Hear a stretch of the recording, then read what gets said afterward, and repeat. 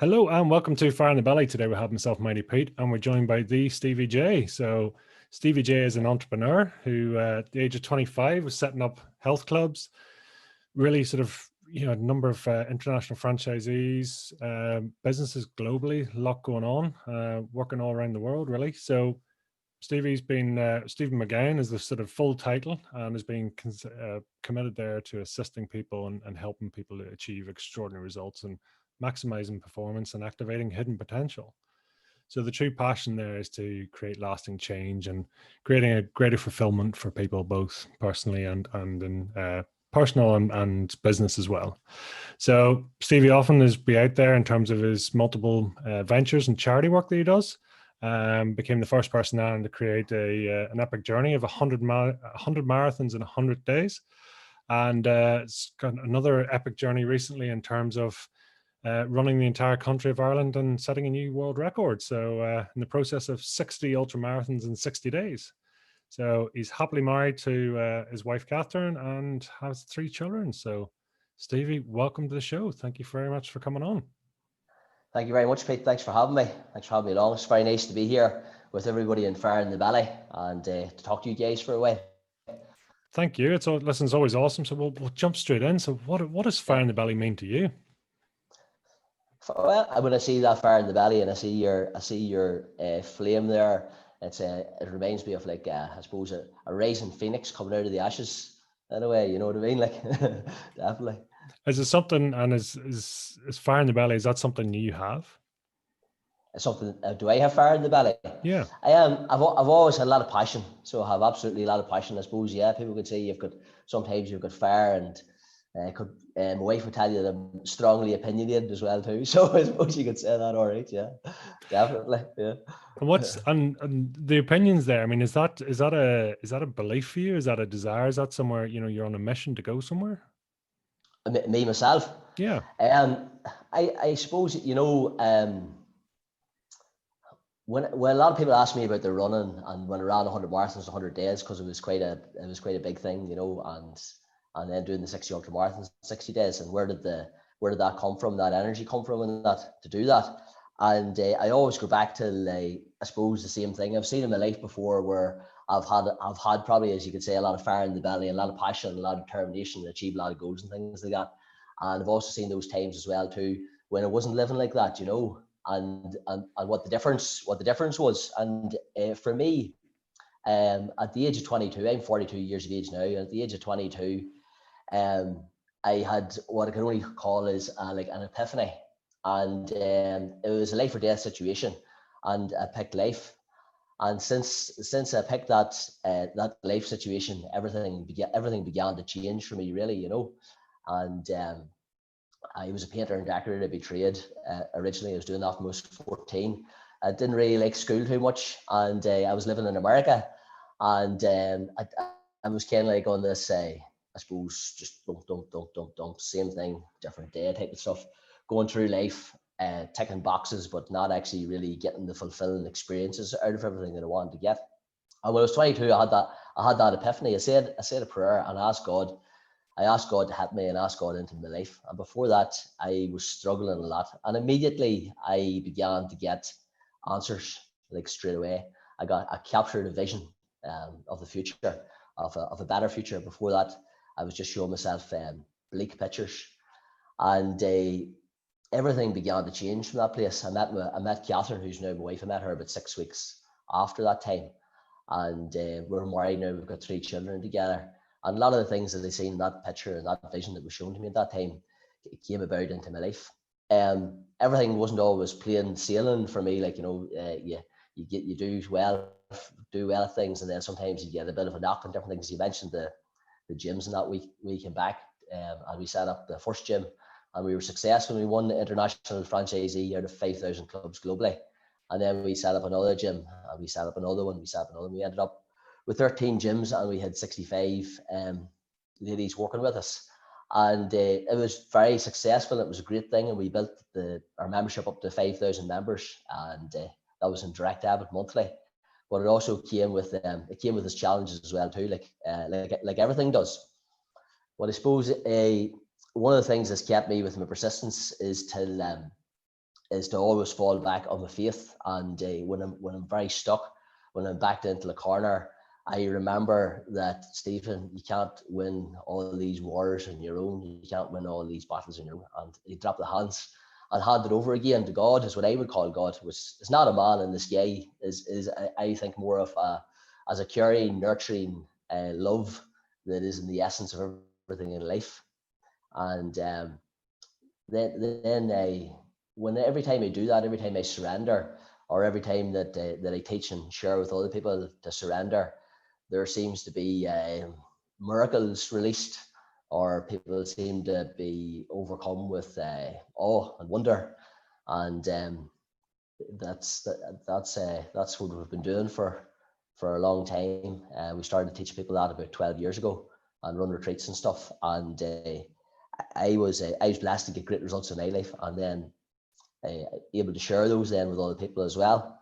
In 2012, I was sitting at a table with a man called Larry McGuire, and Larry had been to one of our retreats down in Coolbawn Key at the time, and he came up and he had a great reoccurring vision that it came to him.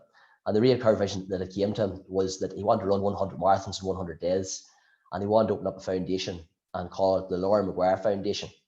And this was after his sister, who had tragically died at the age of 7, and had left the family in very tough situation emotionally for a long time. And Laurie wanted to do something to honor his sister, and to represent what he came through, because he knew that the pain that the family came through. So he sat down with me and our man, started to talk, and the next thing, Laurie started talking again. He talked about running 100 marathons, 100 days, and all of a sudden I got like a flashing vision, and this flashing vision just came to my mind.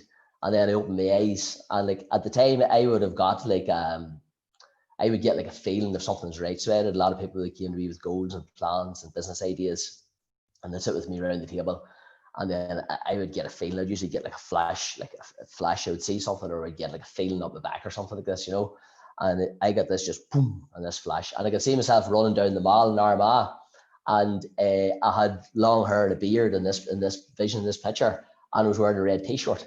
And like I had a red t-shirt at the time, but I didn't have long hair or a beard. So but it was so strong that whenever I opened my eyes, it was just like really quick. I says, Laurie, I'm going to run these 100 marathons with you. And he looked at me, he says, that's great. He says, I knew somebody was going to do it with me, but I didn't know who it was going to be. And I had never ran one marathon. So I'd ran 10 miles back in like 2004 or 2005, and I lay on the couch for like 6 hours after it, and said to Catherine, I'm great and everything, and cried about it for 2 weeks, or bragged about it for 2 weeks, 10 miles. But anyhow, I found myself sitting November the 17th, 2012, sitting with Larry McGuire up in the hub of the Stevie J hub there, and they haven't committed to 100 marathons, 100 days, and then gone home to tell Catherine. And fair play to Catherine, she always backs my, I suppose, outlandish ideas or crazy ideas maybe sometimes. But for me, the way that it came, and the way that all these different things that I suppose that I would say are dreams come true in my own life, the way that all of them came, none of them came logically.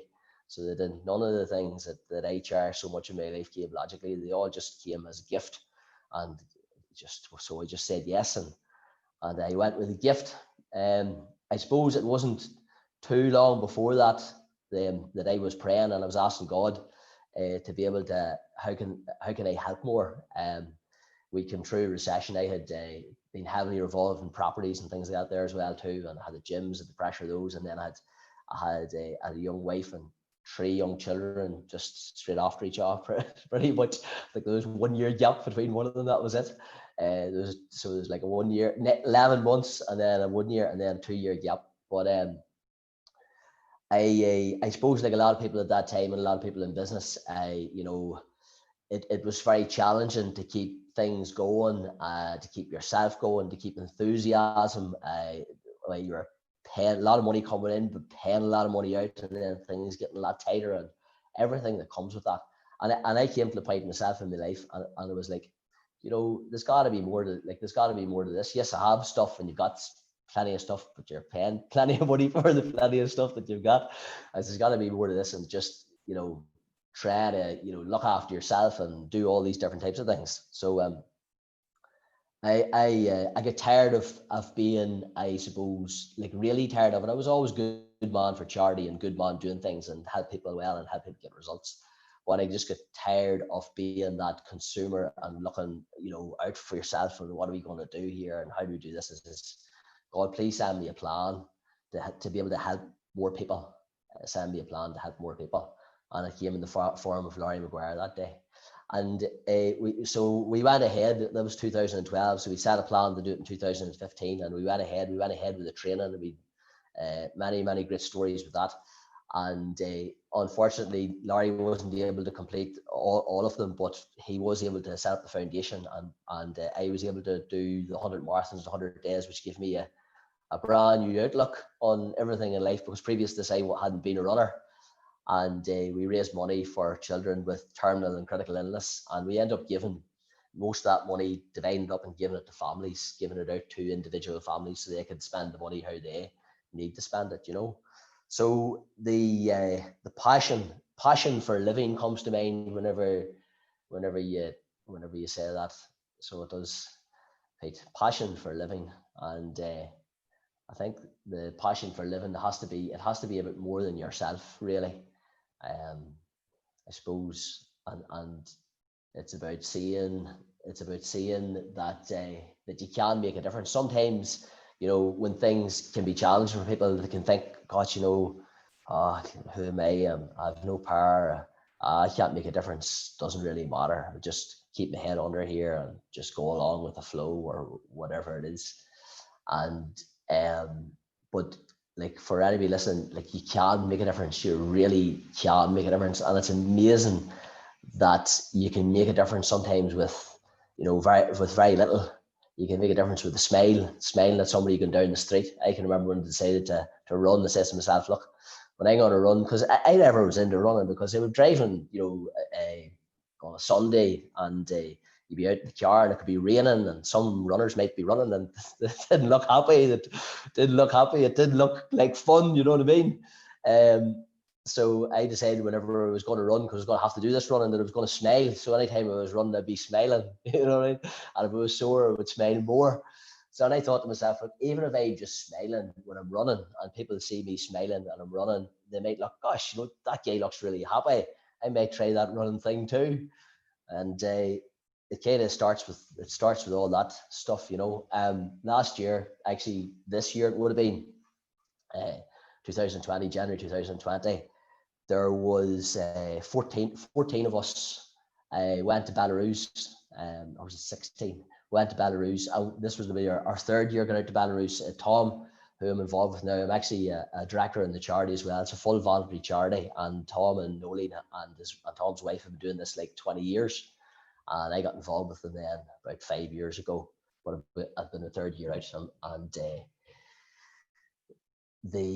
this year we had like 16 people, and I got £120,000 raised for the orphan children of Belarus. We look after a jail. We look after an adult centre, Saltanavka, with 270 adults that are like kids, and a lot of them are quadriplegics and things like that. And we also look after 7 orphanages out there as well too, and we do Santa Claus for all of them.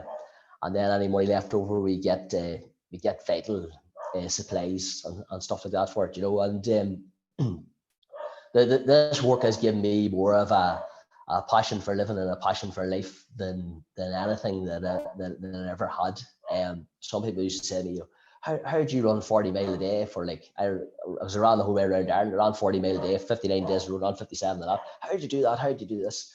And it was the same way, really. It was after running the 100 marathons, it was September, just the 1st September, the children were going back to school. It was a Monday morning, and I don't know whether it was that and my own nerves about school and things like that, or what was going on, but I had ran for 3.5 months, and I hadn't spoke about any of the work that I had been doing for many years. I never spoke about it the whole time I was doing the charity work, because I wanted it all to be about the charity.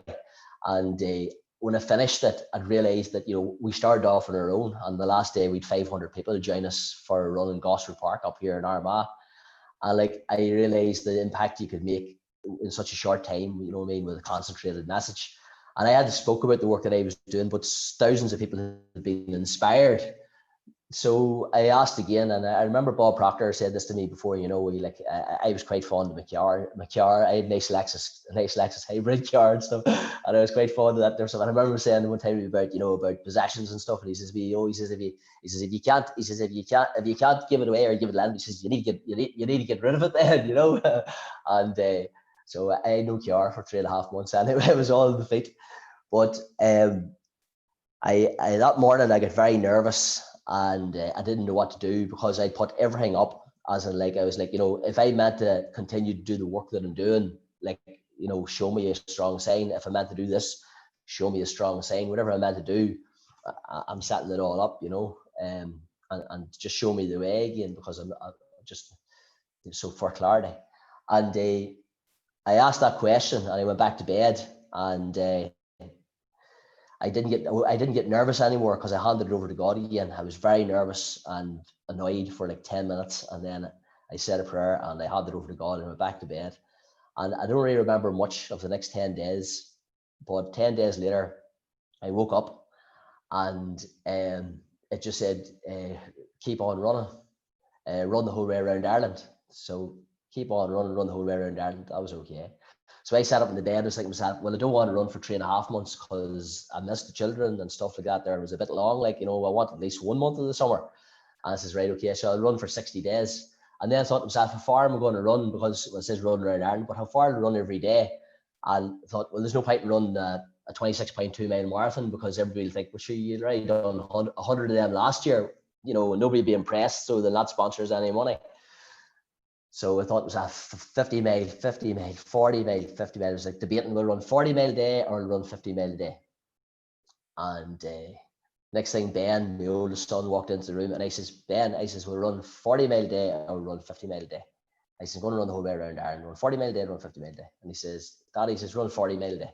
Thank God he said that. You know what I mean? That's all I can say, because I was fucked. To tell you the truth. So it says, right, 40 mile a day, and I went and had done that. And the thing was, I had many challenges out on the road. I don't know how much you want me to talk about this, Pete, because this could go on for a long time.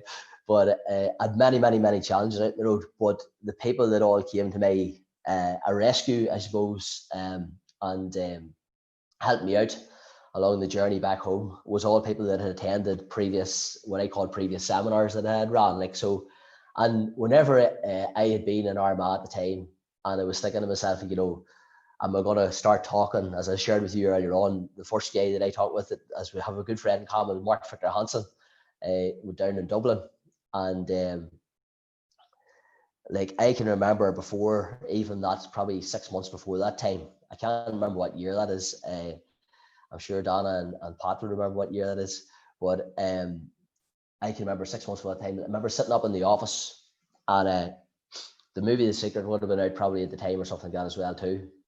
And I was sitting up in the office, and I'd been over all the gyms and running about. So I'd been pretty much wearing t-shirts and jeans and wearing goodies and running about, moving stuff around the gyms and making sure everybody was okay, and, you know, looking at numbers and all those things. But it was pretty much run about, you know, just keeping everything right.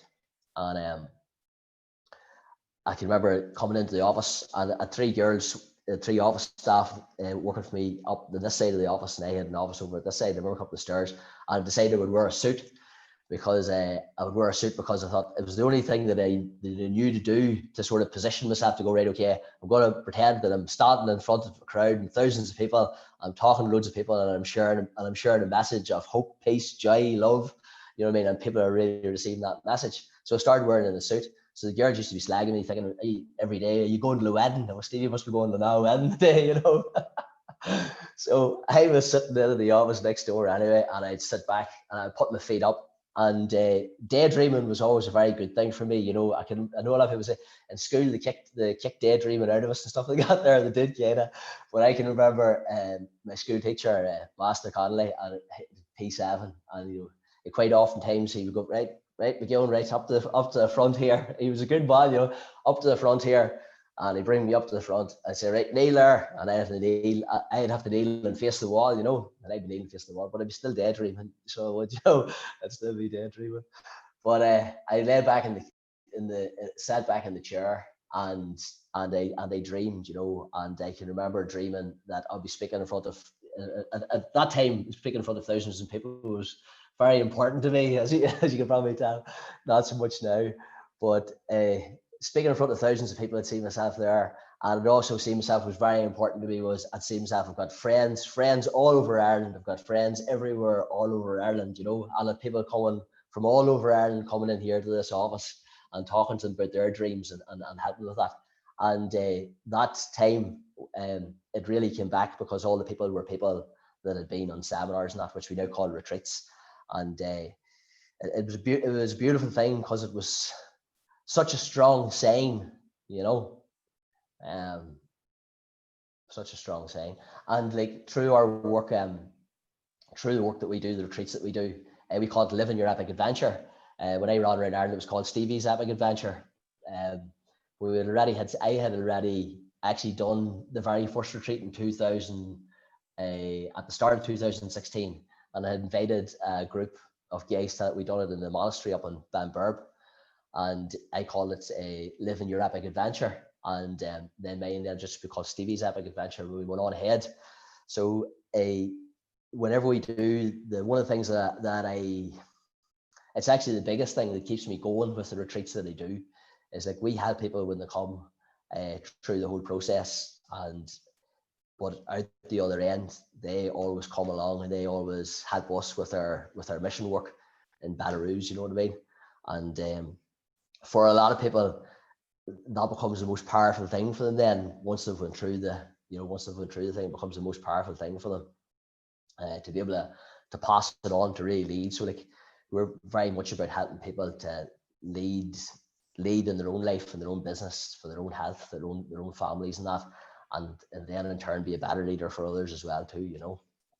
Just there last week, I had a client of mine, and he's you know come into this same following with me, doing a lot of very good work in the community, and then also in Belarus, and then also now in Madagascar, and so we're building a school in Madagascar. He's committed to building a school in Madagascar, and the other man that I was in the meeting with, he gives 700,000 away every year till charity, and his goal is to give 1 million away. And I was like, this is probably the right room. This is very good.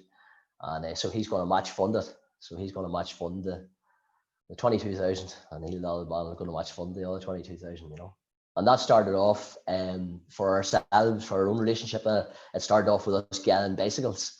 Another man called McGeown came to me and for getting bicycles in Nula, and we gathered 100 bicycles in Armagh, and then my friend, he gathered 100 bicycles, and then we gathered 200 bicycles, and so it's all good. It's beautiful. It is. It's and as you say, it's the momentum, it's the compounding effect, it's the What does it mean to you to be able to do that? Oh, it's I feel blessed. I feel blessed to be able to help in that way, you know. Before it was just what I could do myself before, and like now it's amazing. In 2017, I'll maybe give you a bit of an idea of it, Pete. In 2017, I raced against a horse over a 24-hour period. I know that sounds a bit, but what happened was, you see, when I was running, I ended up in Kerry, and I was running in Kerry, and I started following the pace of the horses, the clip in Killarney, and they go along, and I started following the clip of the horses. And then by the time I got back up near the north again, near home, it was common to me about racing against a horse. And we raised the money for autism that year in 2016. And a lot of the money went to open up a wee centre in Armagh, an autism centre. And then the following year, they needed more funds. But I was invited out to the barbecue with a man called Sean Quinn and Neve, who's autistic. And as we were walking down, he says to me, he says, he says, kids with autism, he says that they really, really love horses. And I guess I didn't know that at all. I says, but you're only after giving me a sign, because I'd usually ask for 3 signs after something's clear. But anyhow, I raced against a horse anyway, and there ended up being 6 horses in the Palace Stables in Armagh. I ran like about 92 miles, and I was badly sick now, to be honest with you. In the middle of this, it was rough going now, and I couldn't get space because it was like on a circuit, like stone circuit shale. But we had like thousands of people come out towards the end of it and raise a lot of money for autism.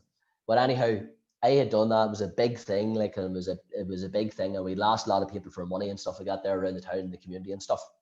And then it was coming the following year, the couple of months in that same year, sorry, a few months later in that same year, and it was coming up to Belarus, and I knew that I was going to be going to Belarus because I told Tom the previous year that I was going to go to Belarus with him because I wasn't able to go the year before that.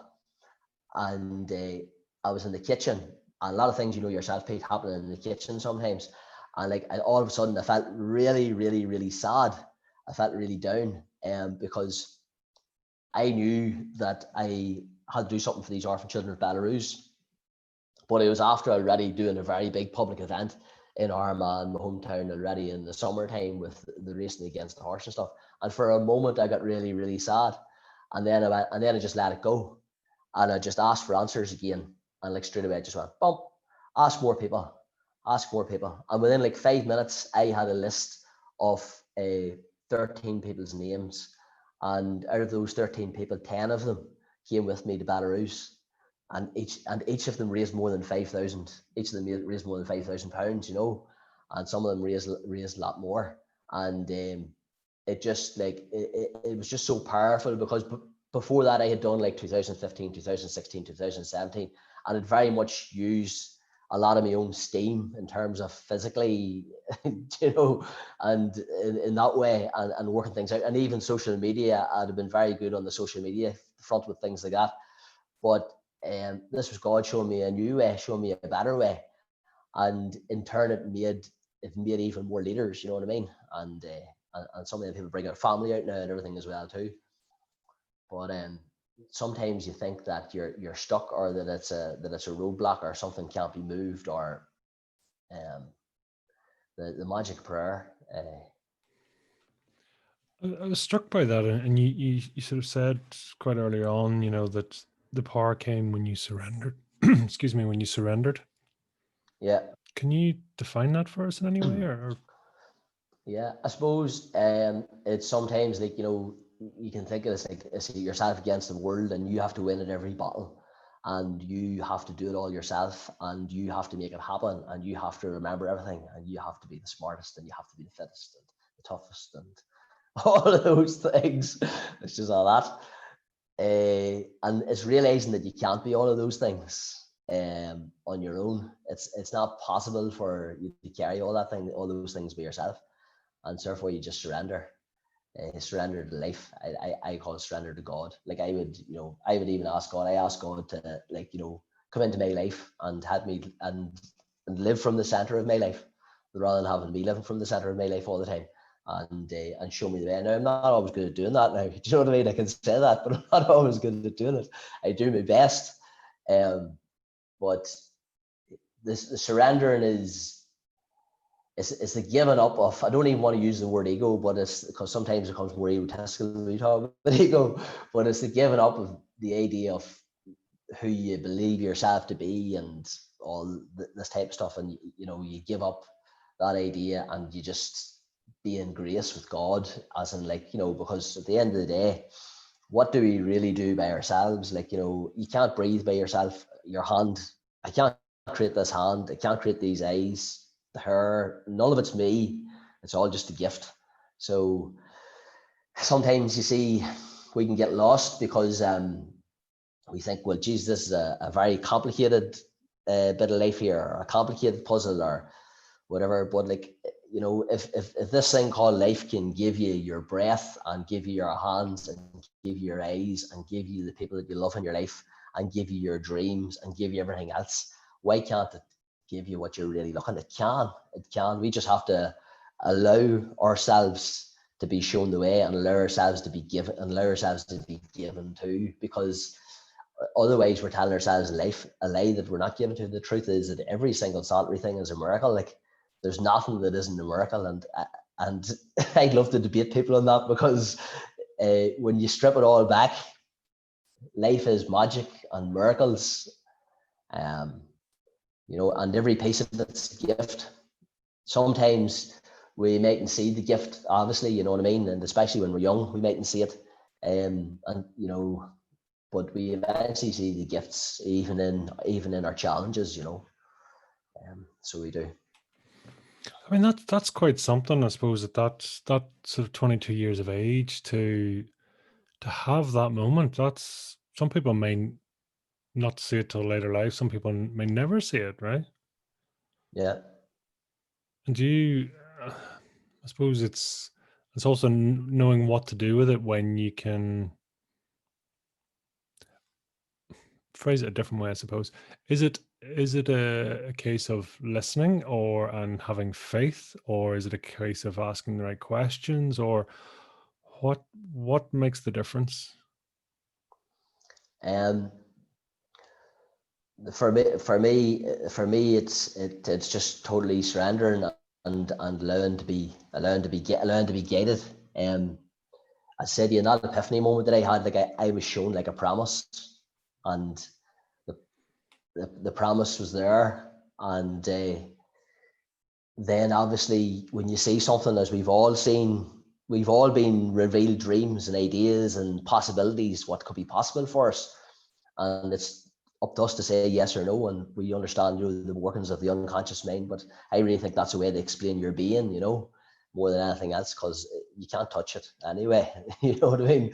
So um it's surrendering a hate. So if I get up in the morning, it would be um remembering that, so I would say yes to life. So rather than saying no to life, say yes to life, and yes, it's going to be a great day, and yes, if there's challenges, we're going to be able to face them, and yes to all that. But the deeper part of it, the deeper part of it for me, all those things. So for what happened to me was, I was shown a promise, and then when the promise comes, the first thing I said to myself is, well, but how? Was the panic, and like that came to me in 30 seconds. It was like, but how? And I could see myself panicking, and then I heard, it doesn't matter how. It doesn't matter how, because just take the steps. Are you committed to taking the steps? I can remember that. I says, I'm committed to taking the steps. And I thought to myself, geez, I hope I'm not going to get something very complicated, because I can't remember to write. This was at that stage. And I was like, I hope I don't get something too complicated, but are you willing to take the steps? And I'm like, yeah, I'm willing to take, yes, I'm willing to take the steps. Well, your good is right around the corner. So I left the room, and I felt like, my good is right around the corner. And for me at that time, it was love. When you're a young man, you're 22, and you're still looking for love in your life. You're quite passionate. You said fire in the belly. You've got quite a fire in the belly. So you have quite a passion, too keen sometimes. You know what I mean? So like, I would been I had been fairly keen. So do you know what I mean? I've been running into the bars, and the waitresses have been running away from me. You know what I mean?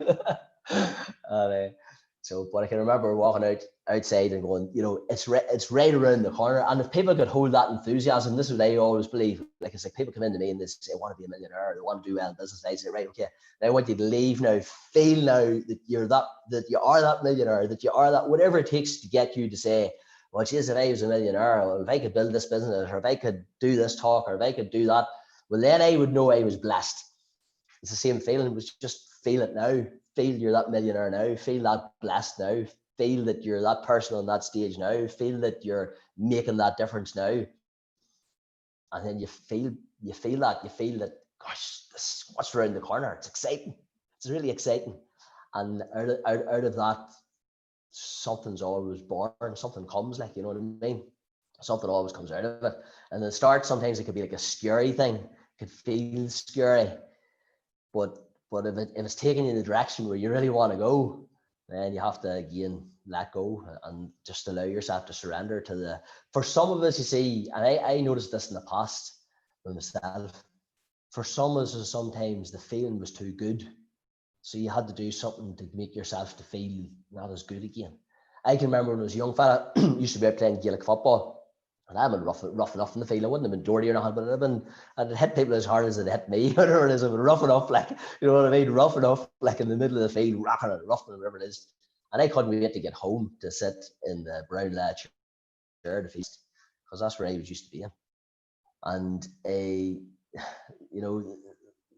well, you get used to feeling. It's like people, I always say to people come to the retreats, and I always say to them, I said, like, drop the stick, like, drop the stick. And like, what do you mean drop the stick? I said, you're punishing yourself. Like, stop punishing yourself. Like, it was where's the punishing come from? So we get used to being punished. Either it's physical, or it's mental or verbal abuse, or whatever it is, or we grow, like many of us grew up in a violent society anyway. So the subtle violence, as we would call it, mightn't be as subtle as we might thought it was. But you used to the punisher being punished, and then all of a sudden the punisher's not there anymore. There's nobody there putting you down anymore, but you're putting yourself down. Like, somebody's hitting themselves with a stick, and then realize, fucking break that stick, and release yourself from it. Even in the current climate, people are just still loving to be disciplined. I mean, this is, I'll not mention what the current climate is, but it's October 2020. Mm-hmm. So in this current climate, people still just want to be disciplined. But I have a passion for life, and a passion for living, and a passion for giving. And I suppose it all comes down to that. I suppose it comes down to, like, can you multiply? You know what I mean? You're good. Can you do more? And like, what else can we do? How further can we spread the message? Who else can hear it? Who's ready to live from that place? Like, For you, I mean, at that stage of 22, was that a reminder back to who you originally were, or do you think this was a whole new level of awareness, connection, etc.? It was both of those things. It was both of those things. In that moment, I could see all I had decided to hide. I had seen that it was me that had decided to hide. It was me that had chose where I had ended up, even though I could say you didn't choose exactly where you ended up. But I could see that it was me who chose, through my not choosing, or through my hiding, which is still a choice, that I could see that I chose that. And it was like a reignition. It was like a rebirth, totally. It was like, like this, yeah. And then different times I would have got more weight. In that time, it was so important. So it was, because it was everything. And then later on, then like, I got different things that just took me to different levels of awareness and consciousness. But it was remembering too, as much as anything else. But remembering that I hid, and you see, once I could see that I had made the decisions, then I knew all of a sudden that I could make a new decision without a book or anything. It just was like, boom. It was like this. It was just like things lifting off me, and that happened because I knelt down, and I genuinely asked God into my life. And even before that I done it, even before I done it, I thought, what am I doing here? Like, but there was nothing else to do. That was it. It was like, live or die, give this a go. And then I realized, yeah, you're never afraid to die, but you're afraid to live, like, you know what I mean? And then live. And then you see, I always say to people, to what extent are you living? Because, like, say, for instance, if you're 20%, if you're expressing 80%, you're 20% depressed. If you're expressing 80%, you're 10%. And it's like, to what extent am I living? Or am I being real? Like, for me, is like, and I was really glad that you said it, Pete, too, about being real. For me, it's all about because like, we learned the law of polarity, which is, everything has an opposite. There's no in without out. There's no up without down. No left without right. There's no black without white. If there's something good about it, that's something bad about it. If there's something bad about it, that's something good about it. But right in the middle is that place, that is place, where everything just is. So, like, people go, oh yeah, Stevie, that's positive thinking, isn't it, Stevie? Positive thinking, isn't it, Stevie? Positive thinking. And I'd be like, no. Reality thinking is, because you see, reality is much more spectacular than positive thinking ever could be. Reality is where all the miracles are, while you're busy positive thinking over here. Do you know what I mean? The idea of positive thinking is that you can force something into existence. You can't force anything into existence. You can only co-create. And people sometimes miss this because they're too busy trying to positive think something into their head, or a dream into the head. If you get into the subconscious mind, then it's going to go down here. It's automatically going to, but they're missing the point where it's like, that can only happen when your mind is completely settled. So you must come into the present moment first of all, and then from the present moment, because otherwise, if we're not in the present moment, it's just like loads of thoughts spinning around, and they're like covering over the magic, if you know what I mean, the receiver. And so it's only when we let go and these thoughts come down that the receiver is actually revealed, and then it's always magic. It's you wouldn't even want to try and guess what it's going to be, because it's always going to be better than anything you can think of. So it is, like it always is, like, so it is. What was Stevie going to be when he grew up? What was the plan? I have no idea. My father was in business, and he was an insurance broker, so he was, and he done mortgages and all this stuff. So I remember I used to go into his office sometimes and take some of the pamphlets and stuff like this here and put them all up around my room. I think I'd be in business. And I always thought I'd be in business sometime. I think I'd be in business, but I wasn't sure the business that I would be in. I would have been quite entrepreneurial when I was younger. I would have been car washing and dunging out briars and painting and flipping burgers and doing different things. But I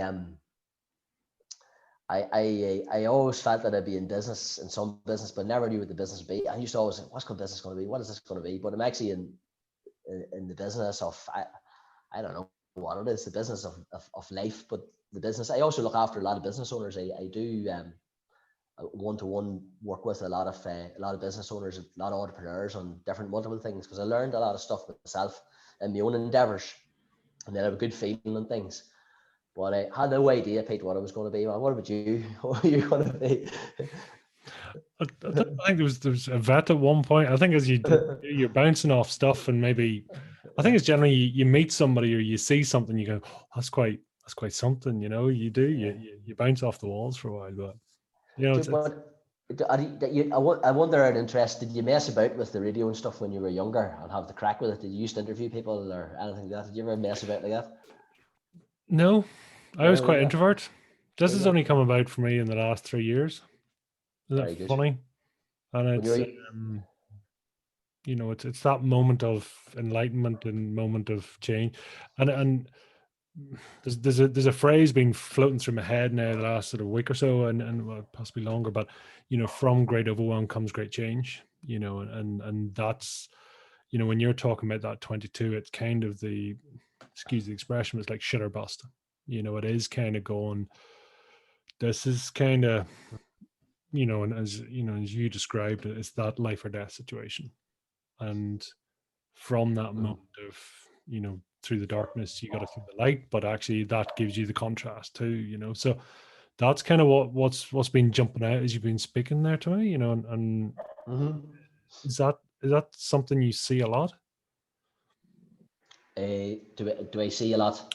Well, I suppose in terms of seeing with other people and that contrast in yourself, was that? Oh yeah, I think that I think that for most people they're always, they can always be in the throes of that. You know what I mean? There's very few people live in grace all the time, and for me at that time now, I wasn't living in grace at all. As I was saying to you, like, it was very challenging for me, and you could say, well, as a young man, or is just maybe maturing or whatever it might be, but for people like in all different situations, they're always struggling with the light and the dark that I could see.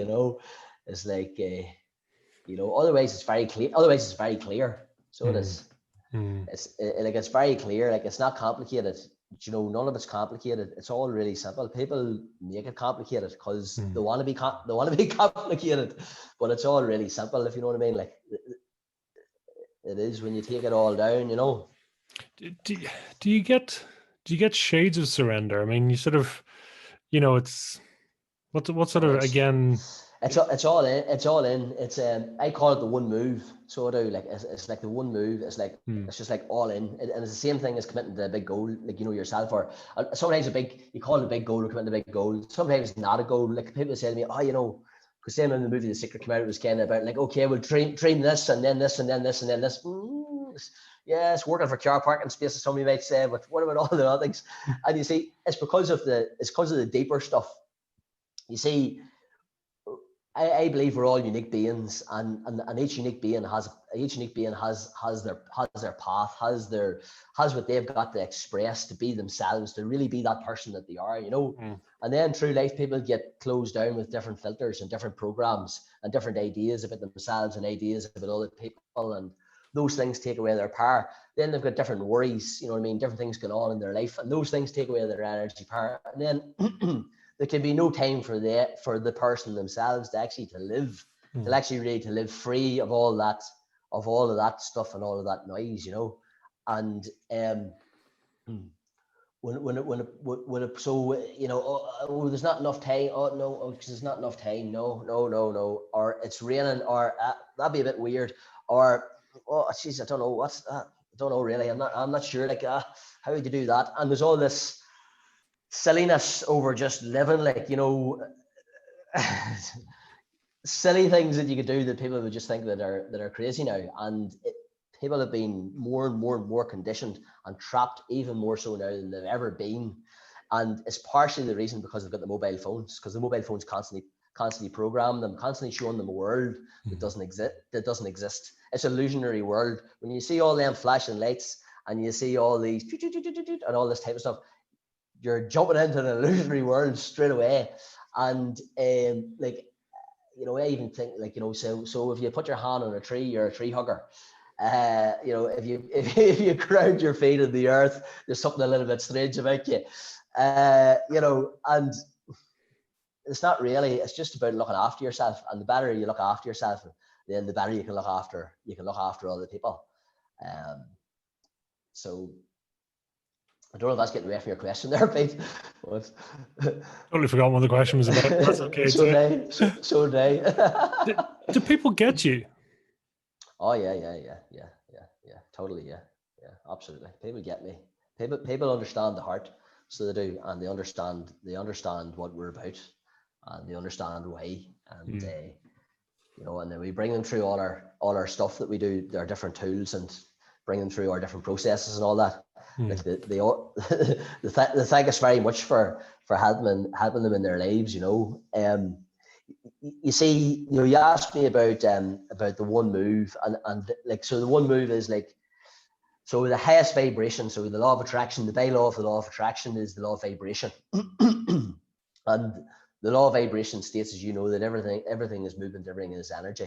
But we all have a vibration. We all have a vibration ourselves, a vibrational set point. And we have a vibrational set point that's our true, authentic selves, our real selves. And then there's the false illusionary set point, the thing that's in the head and that there, the idea of that. And is to be more and more in touch with your true vibration. And in vibrational terms, everything's measured in megahertz. And in megahertz, the highest vibrational thing is unconditional love. Unconditional love is a highest vibrational thing. So you're made out of love. We're all made out of love. We're all made out of love. So we were. And everything that we have here is a gift, is love as well too.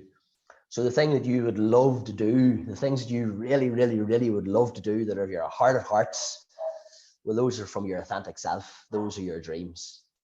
And those are the things that we must allow ourselves to go for, or not even to go for, just allow ourselves to have, stop discounting ourselves on them. And a lot of people don't allow themselves to go for the life that they love to have, or the things that they love to have, because there's preconditions. There's preconditions that they put on themselves that maybe other people had sort of, out of their love as well too, out of their own protection, maybe said, look, you're not this or that, or maybe you did this or that. And then there's the preconditions that we agree to. And then once we agree to them, they become our own. And they always sit there until we keep dismantling them and wrecking them and letting them relax away. But the easiest way is to follow our love. And then those things become such a distance place behind. In perspective, where I would have started out then later on into like personal development, I always call it like personal development, because there's challenges in there, would have been to believe in yourself, you know. And I would have told people to believe in themselves at the time too. But I later understood the believing in yourself is actually the lie. It's the problem. It's don't believe in yourself. Believe in life, because life flows through you. Life flows to and through you. And believe in that. And believe in life. And life has this great plan for you. And relax. Relaxation is very important, because if you relax away the negativity, you relax away the worry, the fear, the doubt, you relax all that away. All there is you and life, you and living, you and what you'd love to do, you and how you'd love to be that day. And there's nothing else there. From time to time, if an old thing comes up, just breathe through your nose, just let it subside again, let it go away. And then all of a sudden, everything's just getting better. It's getting better. It's getting better all the time. And you can deal with more, because in life we know, Pete, in life we know that, there is things that we have to deal with. There is challenges that we're all going to face and going to meet. People are going to die. Sometimes people aren't well. Sometimes something may happen to yourself, whatever it is. But we all know things, and even in business, things don't always go according to plan. But it's what you're actually going to do when it's your opportunity for growth when it doesn't go the way that you wanted to go. Maybe there's a better road. But a lot of time, people can spend too much time crying over the thing that got took away from them, crying over the thing that they didn't get to do, or whatever it is. But maybe there's a better plan. You talked about, I suppose with the gyms and things like that, you saying you came to a point in life that you thought there must be more. Oh yeah. Well, that wasn't just the gyms. I suppose I had the gyms and all that time. It was rightly true, and I'd been loads of properties and sold loads of properties and things like that there, and I'd been doing lots of different things and all that there. But there was a lot of pressures from a lot of different angles, and I was doing the best with myself and doing everything else that I could do to keep everybody else right and all as well too. But I got tired of just having to think about myself. Do you know what I mean as well too? I got tired of having to think about myself, and I gave it up then. And when I gave that up, it was great, because it gave me, I was like, please, God, send me something that I can help more people, that I can give more to more people. And I didn't have loads of more money at that time to give to them. So it told me to give my body. So sometimes people would be like, I can't give my money. You've always something to give. And so I gave my body, and it was like, whew. And it was like, so it was gave to me. What was gave to me, the gifts that was gave to me, and then I asked, and then because I asked for not for myself, then it was given to me. When I ran, and really hear this, I ran them 100 marathons, right? Now I had challenges before I got the 100 marathons, different things, whatever. But I ran them 100 marathons, 100 days, and I didn't get one blister. Not one blister did I get in my feet. Now the next year was different, but not one blister did I get. And I ran 26.2 mile a day, not one. But then you see, I asked to give. So what I got then was, I gave my body, I gave my mind, I gave my time. But what I got in return was, I got a stronger body, and I got a stronger mind, and I got a stronger spirit. Do you know what I mean? So I gave, and I got back because I gave, and but I didn't give to get back. Do you know? Mm-hmm. But you always do. You always do. You get more. Do you like running? I do enjoy the run. I like, to be honest with you, like I haven't run much in a long time, to be honest with you, and I do like to run, but it was more the mission for me, to be honest. Like, I wouldn't be a guy that would go to events. People, I'm not a big guy for events. I like to run around the back roads or something, or run over the field or something like that there. But them distances, I really enjoyed it. I really did enjoy it at the time, and I might do more of it again. And I really did like it, but it was tough. Like, it wasn't my just love for running that had me doing this, And that, I suppose that's what I'm curious about. And you talked about the mind, the body, and the spirit. I mean, and was it the achievement of the goal, or was it the testing on the way through, or the strengthening of, or the questioning of? Yeah, it was mostly who I became myself. from it. The gift that I got back was who I became myself, because I got stronger in my body, my mind, and in my spirit. And yes, I did love many of the runs. I really enjoyed it. I got experiences that I never thought that I would have got. Like I always wanted to travel the whole way around Ireland, and I used to say to Catherine, sure, we would go around in a camper van sometime around the whole way around Ireland. I'd love to see all around. But I got to see it in foot. I got to go through every major town, every city, over all the mountains, every county, most of the counties several times, and I got to see it all on foot. And like that was a tough journey. There's no doubt about it. The 40 miles a day was particularly at the beginning. But like I felt so blessed that this was another dream of mine came true. Like this was another dream, just boom, came true like this. I was delivered in this way, like and then yes, I had a great elation when I came back home. All the people joined me. The last day I ran from Drogheda, and it was a 57-mile journey, and I got to run through my hometown, Katy. And I remember coming just like I was like maybe a half mile from hometown Katy. I come out, we come down through Cross McGlen, out by Cullyhanna, and out onto Newtown Hamilton Road. I was coming down into Katy, and I could hear the music and people there, and it was just everything, just emotion, just raising. And we ended up running through the town like a 5.5-minute miles. It was mental. I couldn't slow down. We were just flying. We couldn't stop. And it was a huge elation, you know what I mean, coming back and everything from it, and all the people that came out and joined in and they gave to it, and it was amazing, like, but the journey, the things and the journey and the different things that I got from it myself, that I carried on through, and the lessons and the things that have been stripped away from me, and the thing,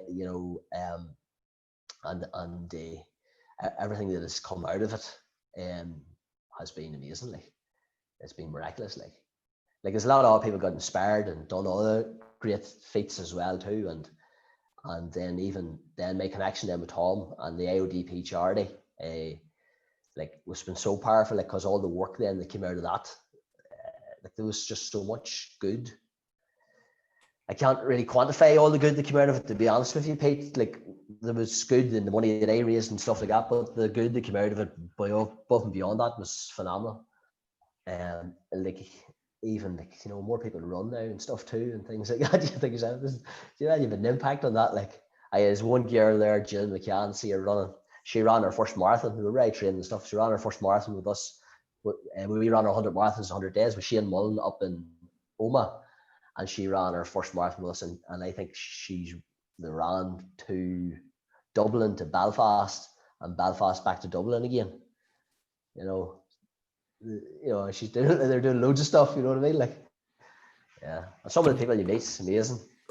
The ripple, I suppose, is for all these, it's understanding that. I mean, do you have any concept of that, or do you just feel it? Well, I know a lot of the things that I was involved in. I know all the different things that it did directly impact, and it was a lot. Like it must have directly impacted at least 10 different organizations, on different scales. And then I know the impact with Belarus and all that, because we're right there. You know what I mean? I'm on that board, so we're right there. We know exactly what's happening. And then the different guys that are involved with me in different parts of the country doing community work and different stuff. But the full scale of it, not really, but it continues. The momentum of that hasn't really stopped. Like, it hasn't been as tough on me as it was in the first few years.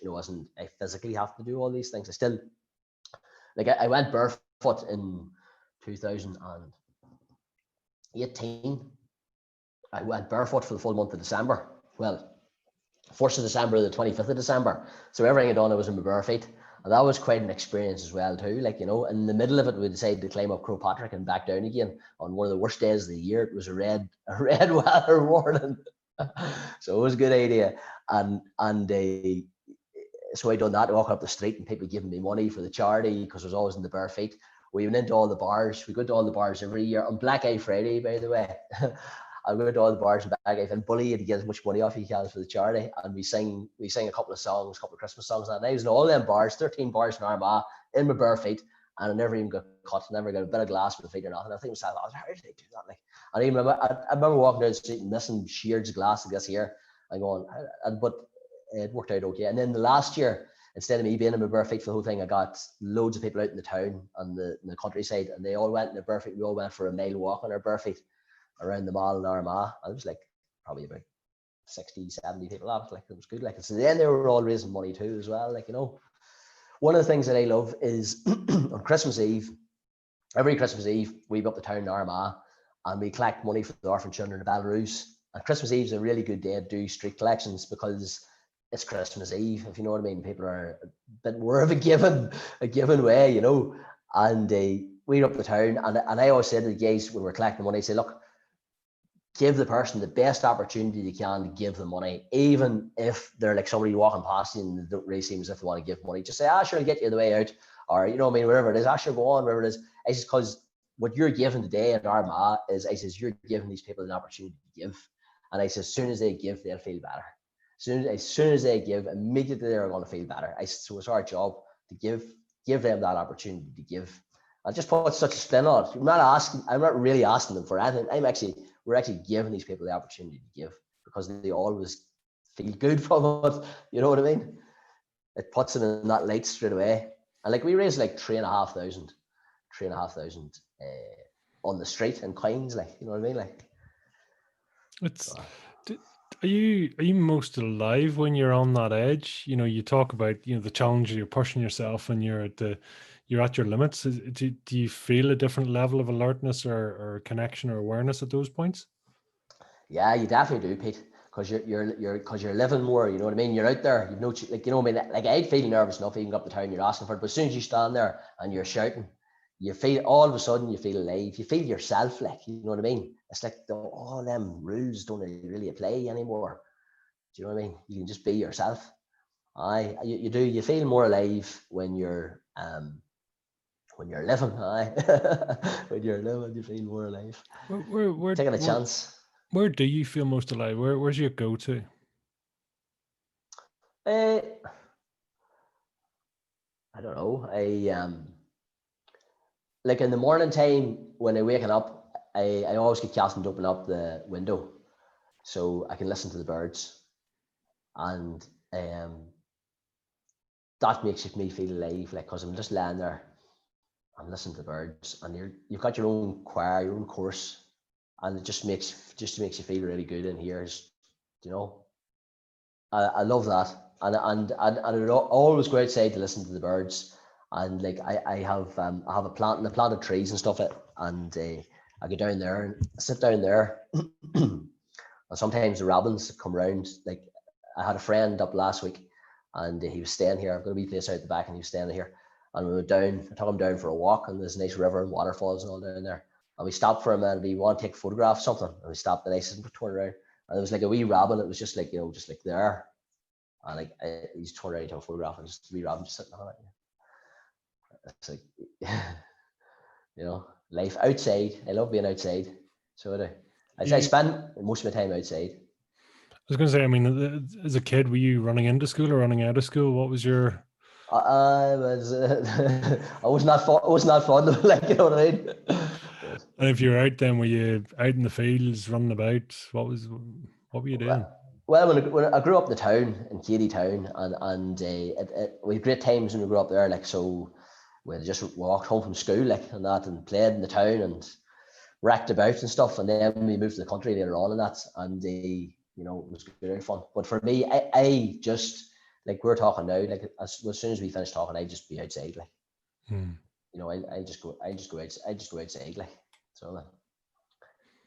And I mean, I'm curious, you know, almost, and the methodology you talking about asking for 3 signs. Can you talk us through that?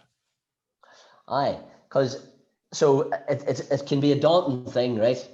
So I said they're very cavalier, you know what I mean, to ask God for guidance or ask God into your life. I don't mean a man in the sky with a beard. That Zeus came from Roman ideology. I'm talking about love. Ask love into your life. Ask life into your life. Ask that source into your life. You know what I mean? That everlasting co-creator source, that essence, that magic. And so if you were asking for something, right, and you were like, this is what I would really, really, really, really love to have happen in my life, like, really love to have happen in my life. And it's not like 2 steps, if you know what I mean. I'd love this to happen, you know what I mean. I'd love to get that Ferrari car because then I can get that girl over there. Not that. It'd be like, this is what I would really, really love. And then ask for signs, ask for 3 signs, and the 3 signs is only you know. That's the thing, you see, only you know, right? And them signs are tell you that you're on the right track to keep going, and only you know. Or if you're clear, you know the way you're clear, sometimes you can be clear, you're relaxed. In those relaxed times, you can be driving the car, not thinking at all, or you can be taking a shower and you're not thinking at all, you know what I mean? And next thing, just like, whoop, this thing and just go whoop right into your mind. And it just feels so good. It just feels right and it feels so good. And like, that's when you say yes. And then say, yeah. And then if it's right, if it's so big and it's so crazy, you think yourself, am I right here? Ask for 3 signs, right? It's like me racing against the horse, right? So he's like, right, hold on, Stevie. Now, you did run the 100 miles, 100 days, and that's fair enough. That happened that way. It did happen that way, because you see, sometimes we even doubt ourselves. It did happen that way. That's what happened. You asked, and it came about. And whenever you done the ultra marathons, you asked, came about. Now you're running back up the road, even though you're still in this journey. This is sometimes how even confused our own minds can be. Even though you're on this journey that you wouldn't have been on if you hadn't asked for guidance. Now you've got this idea as came to you about racing against a horse, and you're thinking, oh geez, I just hope that that's not my own concocted idea that I've made up in my head out of things. So just to make sure that it's not, and to make sure it's the right thing, I'm just going to ask for 3 signs, please. 3 signs, please. And then they come, then I know, go. And that's the telltale. So for you, in terms of how do you check the validity of an idea or a concept or a seed or a thought or an idea, that actually it's not just, as you say, a concoction of the mind, the ego, whatever 50 ways you want to put it. The signs are the validation steps there. That's the decision tree. It's like kind of going, okay, that makes sense now. Have I picked that up correctly?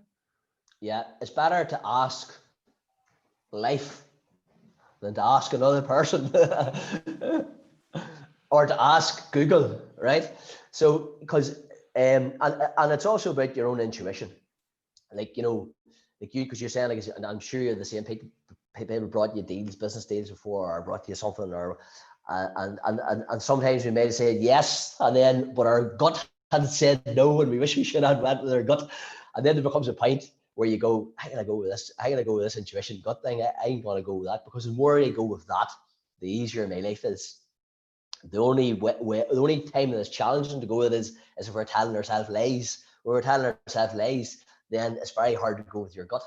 But when you're absolutely clear, and you can, like, you know yourself, it'll feel right. If something is right and it's meant to be done, it's gonna feel right. Do you know what I mean? It's gonna be like green. And if you're not sure, you can ask for the signs. It's so funny when you talk about that's how Fire in the Belly came about. It just whoosh, it's kind of what at the most. And it's, yeah, and it's right. And like, so you got the signs. So you asked, did you, Alice? Yeah, literally. Well, it kind of. I was. It was. I mean, it was a point of overwhelm in my life. You know, almost just sort of the day after the sort of enough, and yeah, just that sort of just shot into my mind, and you kicked it around long enough, and then sort of, yeah, eventually it grows arms and legs, because eventually going, why are you talking to such and such? It's like going, I don't know, just give me some popcorn, because it's like I'm loving the journey and it's great and things are happening, and you know the universe is bending. It's like going, okay, that's cool. It's scary at the same time, but it's like a path of light out in front of you. That's what it is. It's a path of light out in front of you. It's just all the way, like. it is, and it's beautiful, and it's so hard to explain, especially people around you that have known you, because my background is I'm property investor by trade, and Come on. and people are sort of going, why don't you just stick to the property?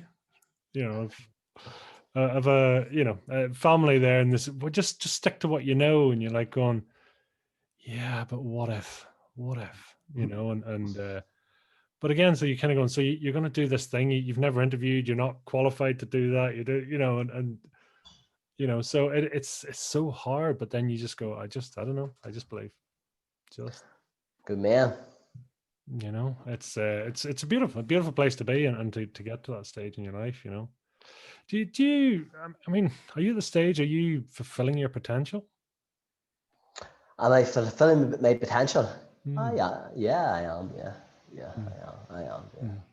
yeah. And I'm curious of how you, what's come across is through your journey. You talk about, you know, you challenging your mind, your body, and your soul, and building that up to the point. Then it's come to the stage of going, you can't do it all.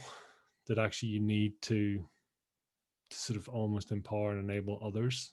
You know, was that a conscious switch over, and that sort of that multiplication? How do you do more for less, or, you know, not for less, but Yeah. how do you just do more? Well, I was always empowering other people to do better Mm. in ways, but then in some other ways, maybe some other ways, sometimes you can't see things in different ways. And I suppose for the charity part of it, well, I always got people involved, but I was like the leader in it. But if you know what I mean, and I was doing these things, and then all these people are involved. But was actually this was actually a clear shift over to go right. Okay, empower others to be the leader, empower the others to be the leader. If you know what I mean. So, boom, and then all of a sudden, then you see you're duplicating yourself. Do you know what I mean?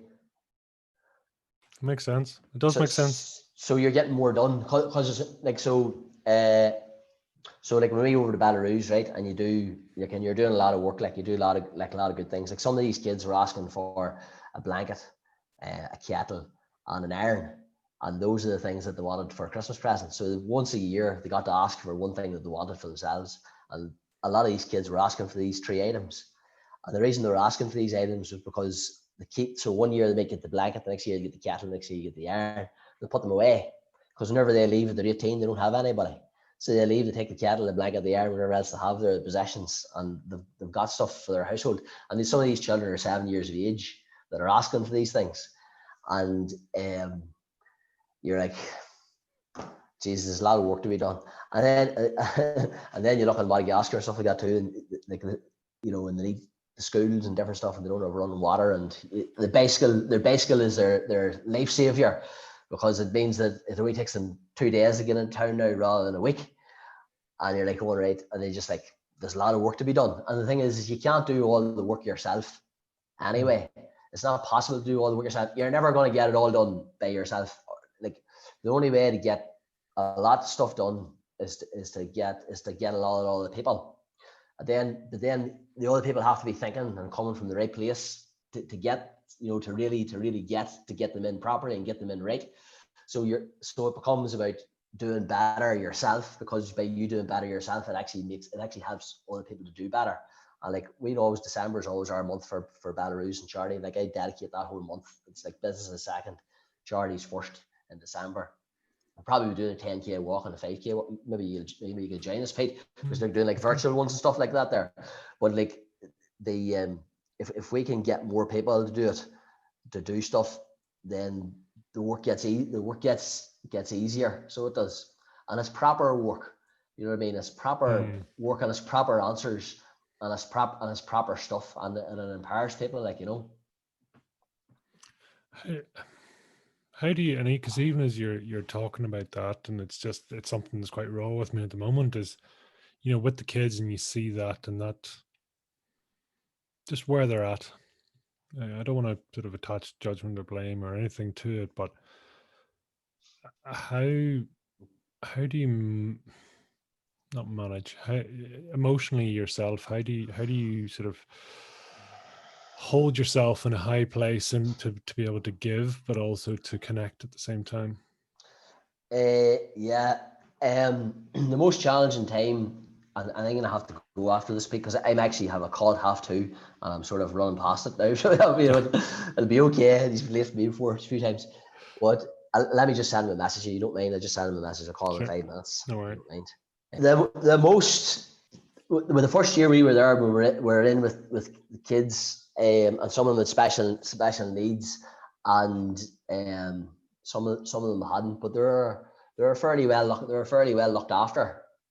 So they were, you know, but they didn't have what we would have, right? And that was challenging enough. But the most challenging for us would have been couple of years ago, and we went to a place called Saltanafka, and it had like 272 adults, but they were children, if you understand. They were children of mind, and some of them were children of body as well too. So there have been a lot of them quadriplegics, and like, so there was this girl. I call her a little girl. I call her a little baby, right? And she was probably that size there, you know what I mean?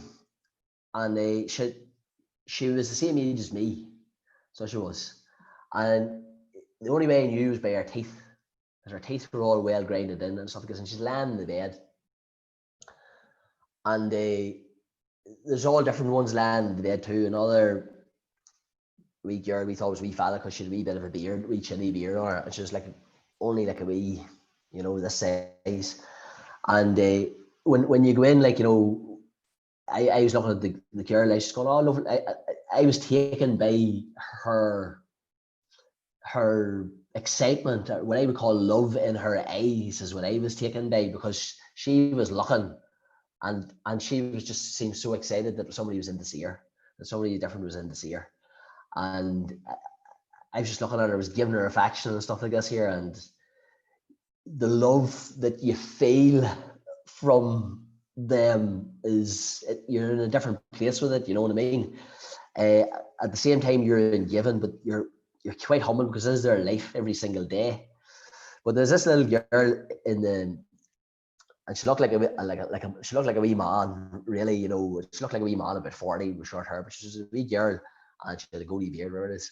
And like, usually we go in and maybe put our hand on them, or a hand on their back, or rub them or something, give them a wee bit of ease or whatever it is. And some of them would be ecstatic, they'd be coating your hand, they'd be like, and they'd be like really, you know, ecstatic that you're there and giving them any attention. But this girl in particular, I put my hand on her, and she's like, like this here. I'll put my hand on her, and I guess, like, so she's okay? Like, I put my hand on her, and she's like, like this here. And I realized, sometimes I'm a bit slow at copping on. I realized after the second visit that the reason that she was doing that was because that's the only thing that she had control of.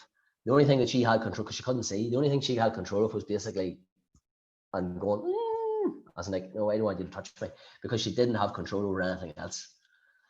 And it is challenging. There's no doubt about it, to justify in your mind sometimes different things, and life, and how life can be unfair in different ways.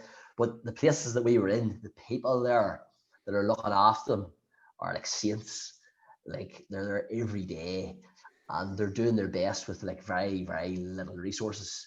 Like, we bought them people in that place, and them girls, I'm telling you, them bits, we bought them pillows. So that was the first purchase that we bought them, and then we started buying them all stuff after that. That was the first purchase to make their lives a bit more comfortable. And there was a room that I found, and there was a group of them sitting in a room, about 20 of them, and they were all different ages. Obviously, none of these were quadriplegic, but some of them with legs or an arm or different stuff, whatever it is, or disabled or handicapped in some way, if you're allowed to use that word. I'm sure people understand what I mean. Like, you know, in a room, not very big, like maybe something like, you know, 8 foot by like, and it was long, like maybe like 15, 20 foot, 20, sitting in a room. And there was only one couch, and the rest of them was like hard benches. The benches are hard. And there's this girl, one particular girl, just sitting there, she's just rocking and rocking and rocking and rocking and rocking on the bench. And she's sitting rocking on the bench to entertain herself, because there's nothing else to do. And I came in, it was in the room anyway, I found the room, and there was an older lady there, and I started pointing at the benches and all, and I says, hey, I'll get these couches, because you just want to do something for them, I can give them something. And Tom would very much, you know what I mean, we very much be scouting and seeing what else is needed and what needs to be done. We're very, very efficient and very effective in our ways, you know. And I came back into the bus, and we were leaving, and I says, we'll have to get them people more couches in that room. Like, I says, they need couches in that room. And he, well, how on? And he'd banter with you, because he'd be very much about doing the right thing with all the money and everything. And so always like that, you know. It's like, right, okay, Stevie, right, we'll get the couches. And so I went back the following year. And this room's the way in the back, and we all took and says, no, I had to see this room. We went down and seen the room, opened the door. Same people in the room, you know, 20 of them, one sitting around, one's just got up and down, walking around each other. and the couches was there, like, you know what I mean? And like the way home, they were all thankful for you, the couch, even though it didn't do the couches, you know. And the last year we were that busy. Did you hear this, Pete? Last year we were that busy in the whole thing getting, and we decided. James says, "Okay, we're going to buy even these people, these adults, because they're children. We're going to buy them a Christmas present, give them something, give them something." It was fun. It was unbelievable. It was mental. It was, because they're all going mad over these teddy bears, different things anyway. But we were going around anyway, the whole place, and giving the ones that were bed bound and different stuff, and the other ones then that could sit and gad for us. And James was playing music and stuff like that as well too. And there was this man kept following me around. He kept, and I wasn't even registering. He kept following, and he'd look at me, stand, look at me like this, and I just, and then somebody else, one of them maybe pulling on me or something. So I wouldn't really get to think, and whole around the place and everything, and a whole lot of us way back. And it wasn't like it on to the plane that I got to think. The man that kept starting looking at us all the time, we paid. He was blind in one eye the previous year, and he had what's called cataracts on his eyes.